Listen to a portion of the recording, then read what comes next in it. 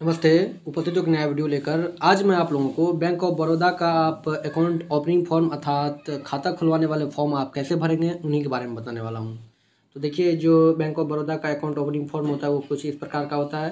अब हम आपको बताते हैं, ये आपको बैंक में फ्री ऑफ कॉस्ट मिलेगा जब भी आप अकाउंट खुलवाने जाएंगे। तो अब हम आपको बताते हैं कि इसको भरना कैसे है, एकदम सीरियली वे आपको मैं बताने वाला हूँ। तो देखिए, सबसे पहले शुरुआत करते हैं। लिखा हुआ है account opening form for individuals. Left side में देखेंगे तो ब्रांच लिखा हुआ है, आपको ब्रांच का नाम लिख देना है जिस ब्रांच से ये फॉर्म भरने जा रहे हैं। और राइट साइड में देखिए डेट लिखा हुआ है, यहाँ आपको दिन महीना और साल आपको लिख देना है। फिर नीचे चलेंगे तो लिखा हुआ है account number, branch alpha, scheme code, ये सब आपको कुछ भी नहीं लिखना है।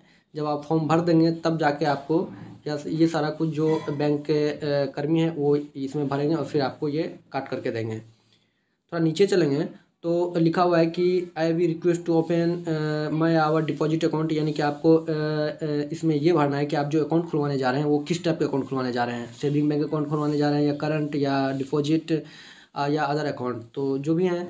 तो फिलहाल मैं आपको सेविंग बैंक अकाउंट के बारे में बताने जा रहा हूँ। तो आपको सेविंग बैंक अकाउंट में आपको टिक कर देना है। थोड़ा सा फिर आपको नीचे जब जाना है तो लिखा हुआ है full name in capital letter. तो आपको जो पहला कॉलम दिख रहा है इसमें आपको अपना पूरा नाम कैपिटल लेटर में फर्स्ट नेम, मिडिल नेम और लास्ट नेम के साथ लिखना है। और दूसरा तीसरा जो कॉलम दिख रहा है इसमें अगर आप एक नाम के बदले अगर कोई दूसरे या तीसरे व्यक्ति को भी आप इसमें इंक्लूड करना चाहते हैं तो फिर आप इनका नाम लिखेंगे, अदरवाइज इसको आप छोड़ेंगे। फिर थोड़ा सा नीचे चलेंगे तो लिखा हुआ है डेट ऑफ बर्थ, आपको अपना डेट ऑफ बर्थ डाल देना है। ठीक उसी प्रकार अगर आप दूसरे या तीसरे व्यक्ति को जोड़ते हैं तो उसका भी आप डेट ऑफ बर्थ डालेंगे। नीचे बगल में आपको पैन देना है, अगर आपके पास पैन नहीं है तो फॉर्म 60 डालेंगे। कस्टमर आईडी लिखा हुआ है, कस्टमर आईडी अगर आप पुराने ग्राहक होंगे तो अब डालेंगे, अदरवाइज इसको आप छोड़ेंगे। अब थोड़ा सा जब आप स्क्रॉल करेंगे इसको तो फिर लिखा हुआ है कि ऑक्यूपेशन, यानी कि आपका जो ऑक्यूपेशन है, यानी कि पेशा आप क्या करते हैं, स्टूडेंट हैं या आप फार्मर हैं, जो भी हैं आप वहाँ लिखेंगे। बगल में आपका जो एनुअल इनकम है वो आपको लिखना है। उसके बाद नेशनलिटी दिया हुआ है, उसमें आप अपना नेशनलिटी भरेंगे, यानी कि इंडियन लिखेंगे। और फादर या हस्बैंड नाम आप अपने पिता या अपने पति का नाम लिखेंगे अगर आप महिला हैं तो। इस तरह से अब जब आप थोड़ा सा नीचे चलेंगे तो please choose from the following, इसमें से आपको कोई एक चूज करना है। आप सैलरी हैं या रिटायर्ड हैं या सेल्फ एम्प्लॉयड हैं या आप एग्रीकल्चर क्या हैं उसमें आप टिक करेंगे। और अगर इसमें से आपको कोई भी नहीं मिलता है कि आप इसमें क्या हैं तो फिर आप अदर टिक करेंगे। उसके बाद नीचे चलेंगे तो ये जो कॉल्यूम दिया हुआ है please choose from the following, ये जो कॉल्यूम दिया हुआ है ये मतलब कि आप किस टाइप के अकाउंट खुलवाने जा रहे हैं। मतलब कि आप माइनर अकाउंट खुलवाने जा रहे हैं या आप सीनियर सिटीजन के तहत अकाउंट खुलवाने जा रहे हैं या पेंशनर हैं या एनआरआई हैं या स्टाफ, तो जो भी हैं आप उसमें टिक करेंगे। अगर नहीं है तो फिर आप इसको छोड़ के आगे बढ़ेंगे। और उससे नीचे जो कॉलम दिया है ये सारा कॉलम उसी से संबंधित दिया हुआ है कि अगर आप माइनर अकाउंट खुलवाते हैं तो माइनर से संबंधित सारा कुछ इसमें भरना है। जैसे कि उनके गार्जियन का नाम देना है। उनके नीचे चलेंगे तो अगर मान लीजिए उनके गार्जियन नहीं है, अगर कोर्ट के द्वारा किसी को साबित कर दिया गया कि यही उनके गार्जियन है तो फिर आप फर्स्ट एप्लीकेंट में भरेंगे, या कोई और है तो सेकंड एप्लीकेंट में भरेंगे। तो इस तरह से आपको ये सारा भरना है। उसके बाद नीचे चलेंगे तो लिखा हुआ है कि ऑपरेटिंग इंस्ट्रक्शन, आपको कोई भी इसमें इंस्ट्रक्शन टिक करना है। हालांकि इस सबको आप छोड़ेंगे, इस सब में कोई कुछ भरना नहीं है। अब थोड़ा सा नीचे चलेंगे तो लिखा हुआ है फैसिलिटी रिक्वायर्ड। तो अब देखिए, इसमें फैसिलिटी रिक्वायर्ड का मतलब ये हुआ कि आप क्या क्या फैसिलिटी लेना चाह रहे हैं बैंक से। तो सबसे पहले चेकबुक है, तो अगर आप चेकबुक चाहते हैं तो चेकबुक टिक करेंगे। और चेकबुक के साथ आपको जो सीरीज नंबर चाहिए, कहाँ से कहाँ तक का चाहिए, वो भी आप लिखेंगे इसमें। फिर डेट ऑफ इश्यू, वो डेट लिखेंगे। उसके बाद बगल में लिखा हुआ है कि स्टेटमेंट ऑफ अकाउंट थ्रू, यानी कि आपका जो अकाउंट है वो स्टेटमेंट आप किस तरीके से चाहते हैं। तो पासबुक चाहिए तो पासबुक लिखेंगे। और पासबुक आपको किस माध्यम से चाहिए, पोस्ट से या ईमेल से या डिलीवरी एट ब्रांच से, या आप ब्रांच से जाके खुद पाना चाहते हैं तो फिर आप डिलीवरी एट ब्रांच में, जो भी चाहिए उस हिसाब से आप टिक करेंगे। नीचे लिखा हुआ है स्टेटमेंट फ्रीक्वेंसी, आपको जो स्टेटमेंट चाहिए वो किस तरह से चाहिए, मंथली यानी कि आप मासिक चाहिए या आपको 4 महीने पे चाहिए, तो जो भी चाहिए उसमें आप टिक करेंगे। थोड़ा सा नीचे चलेंगे, लिखा हुआ है इंटरनेट बैंकिंग, अगर आपको इंटरनेट बैंकिंग चाहिए तो फिर उसमें टिक करेंगे। बगल में लिखा हुआ है एटीएम कार्ड, अगर आपको एटीएम कार्ड चाहिए तो आप उसमें टिक करेंगे। और अगर आपको बीओबी कार्ड चाहिए तो आपको उसमें टिक करेंगे। जो भी है उसमें आप दोनों कार्ड में से किसी एक में टिक करेंगे। फिर नीचे चलेंगे तो लिखा हुआ है कि आपको जो एटीएम कार्ड है उस पर आप क्या नाम अंकित करवाना चाहते हैं वो आपको देना है। फर्स्ट अप्लीकेंट, यानी कि अगर आप अपना जो पहला व्यक्ति है अगर वही आप अपना नाम अंकित करवाना चाहता है तो फिर उनका नाम लिखेंगे, और अगर सेकंड व्यक्ति का नाम अंकित करवाना चाहते हैं तो उनका नाम सेकंड में लिखेंगे। तो इस तरह से जिसका भी नाम आप अंकित करवाना चाहते हैं अपने ATM कार्ड पर उनका आप नाम लिखेंगे। थोड़ा सा नीचे चलेंगे तो रेसिडेंटल एड्रेस, यानी कि आपको अपने एड्रेस के बारे में मांगा जा रहा है कि आपको अपने बिल्डिंग का नाम लिखना है। First applicant, second applicant, third applicant, अगर 3 व्यक्ति ज़्यादा से ज़्यादा उसमें डाल सकते हैं, तीनों का अलग अलग डालेंगे। और अगर फर्स्ट का डालेंगे तो फर्स्ट के में ही आपको सारा कुछ लिखना है। बिल्डिंग नेम लिखेंगे, एरिया लिखेंगे, डिस्ट्रिक्ट लिखेंगे, स्टेट लिखेंगे, पिन कोड लिखेंगे, मोबाइल और ईमेल। तो इस तरह से ये आपको रेसिडेंटल एड्रेस भर देना है। अब थोड़ा सा जब इस फॉर्म को स्क्रॉल करेंगे तो ये लिखा हुआ है कि कम्युनिकेशन एड्रेस। कम्युनिकेशन एड्रेस हुआ कि अगर आपसे कोई भी डॉक्यूमेंट मांगा जाएगा या आपको पास कोई भी मैसेज छोड़ा जाएगा तो किस एड्रेस पे छोड़ा जाएगा वो डालना है। अगर आपका रेसिडेंटल एड्रेस से भिन्न है तभी आप इस कम्युनिकेशन एड्रेस को भरेंगे, अदरवाइज इसको आप छोड़ेंगे। परमानेंट एड्रेस पुनः लिखा हुआ है, तो जो भी NRE है यानी कि वो उनको इस परमानेंट एड्रेस को भरेंगे, अदरवाइज आप इसको छोड़ेंगे अगर आप इंडियन है तो। ठीक है, थोड़ा सा आप नीचे चलेंगे तो अदर इन्फॉर्मेशन के लिए कह रहा है कि आपका एजुकेशन क्या है, यानी कि आप नॉन मैट्रिक हैं या आप 10th पास हैं या ग्रेजुएट हैं या पोस्ट ग्रेजुएट हैं, जो भी हैं उसमें आप टिक करेंगे।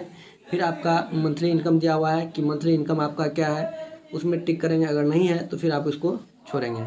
अब आपको ये एक्सपेक्टेड पूछा रहा है कि आपका जो अकाउंट होगा उसका जो वार्षिक टर्नओवर होगा यानी कि कितना होगा, तो वो लिखना है। आप जितना चाहें इसमें आप डाल सकते हैं, इसका कोई लिमिटेशन नहीं है कि आपको जितना डालते हैं उतना ही आपका लिमिट रहेगा, आप जो भी चाहें इसमें डाल सकते हैं।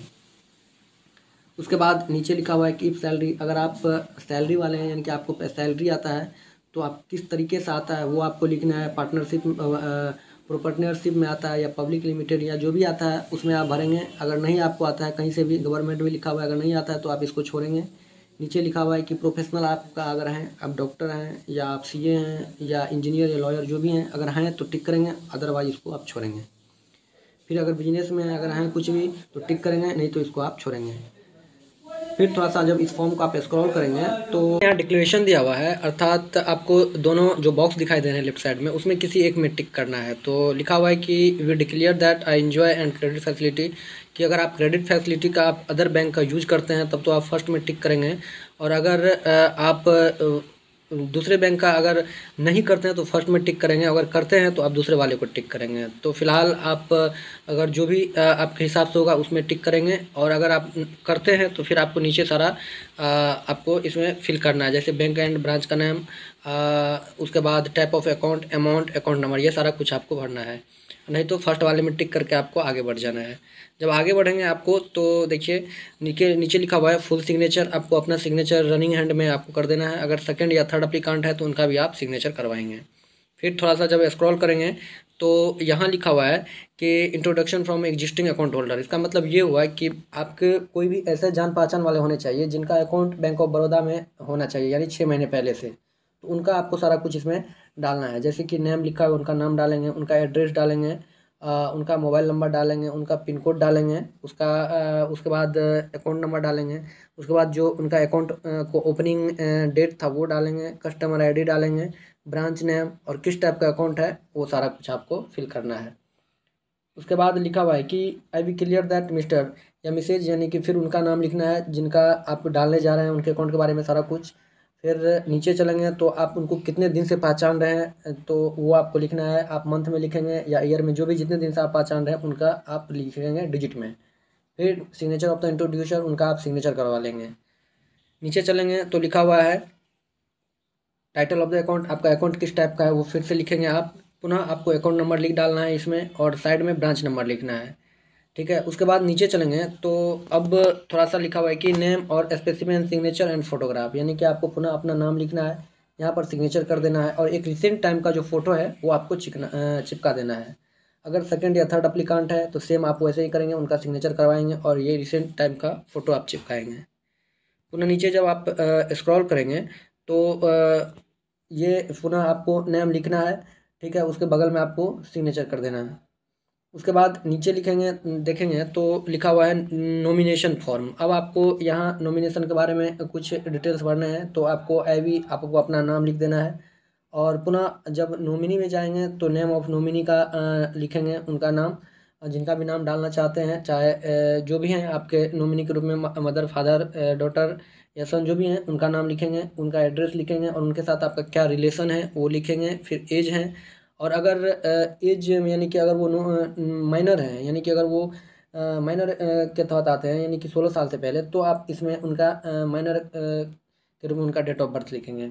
फिर नीचे चलेंगे तो लिखा हुआ है as the minor, as the nominee is minor, तो उनका फिर नाम लिखेंगे। जो भी माइनर का आपने नाम लिखा हुआ है उनका पुनः आपको यहाँ नाम लिखना है और उनका प्लेस और डेट लिखना है। अगर नॉमिनी माइनर नहीं है तो फिर उनको ये वाला जो कॉलम है आपको ये छोड़ देना है। नीचे चलेंगे, पुनः सिग्नेचर लिखा हुआ है, यानी कि सिग्नेचर उसका देना है जिसका एक साक्ष्य के रूप में देना होता है। तो कोई भी व्यक्ति का आप साक्ष्य के रूप में उनका नाम, एड्रेस और उससे सिग्नेचर करवा लेंगे, और वहाँ पर थंब इम्प्रेशन भी करवा सकते हैं अगर उनको सिग्नेचर नहीं करने आता है तो इस तरह से नॉमिनी का जो फॉर्म होता है वो भर देंगे। नीचे चलेंगे तो अब आपको डॉक्यूमेंट से संबंधित कुछ फुलफिल करने हैं, जैसे कि टाइप ऑफ डॉक्यूमेंट, तो फोटो आइडेंटिटी और एड्रेस प्रूफ आइडेंटिटी। तो फोटो आइडेंटिटी के लिए आप आधार कार्ड यूज करेंगे और एड्रेस के लिए भी आधार कार्ड यूज करेंगे, तो दोनों हो जाएगा। उसके बाद डॉक्यूमेंट नंबर डाल देना है, इशू कहाँ से किया गया, किस अथॉरिटी से, उनका वो उसको लिखना है दोनों में। उसके बाद डेट ऑफ इशू लिख देना है, प्लेस ऑफ इशू लिखना है और वैलिड कब तक है वो लिखेंगे। तो इस तरह से जो एड्रेस और फ़ोटो के लिए है वो भी क्लियर हो जाता है। अब अगर आपके पास पैन नंबर नहीं है तो आप फॉर्म 60 या 61 का यूज करेंगे। तो फॉर्म 60 का तब यूज करेंगे अगर आपके पास पैन नहीं है। तो अगर आप टैक्सेज दे रहे हैं तब तो आप यस में टिक करेंगे, अगर नहीं दे रहे हैं तो नो में टिक करके नीचे लिखेंगे कि आखिरकार आप दे कहाँ रहे हैं, यानी कि आपका जो रिटर्न है, अगर आप यस कर रहे हैं, यानी कि अगर आप यस में टिक करते हैं, अगर आप टैक्स देते हैं तो यस में टिक करते हैं, तो आप कहाँ दे रहे हैं वो क्षेत्र लिखेंगे, वार्ड में या सर्किल या रेंज, किस टाइप में दे रहे हैं वो लिखेंगे। और अगर नहीं दे रहे हैं तो आपका क्या रीजन है वो लिखेंगे, यानी कि आपका अगर पैन नंबर नहीं है तो आपका रीजन क्या है वो लिखेंगे।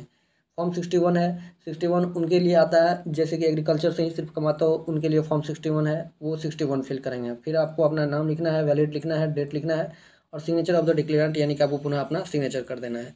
तो इस तरह से जो ये बैंक ऑफ बड़ौदा का अकाउंट ओपनिंग फॉर्म होता है इसको आप भरेंगे। आशा करूँगा ये वीडियो आपको पसंद आए। अगर वीडियो पसंद आए तो मेरे चैनल को सब्सक्राइब कीजिए, वीडियो को लाइक कीजिए और ज़्यादा से ज़्यादा शेयर करना ना भूलिए। धन्यवाद।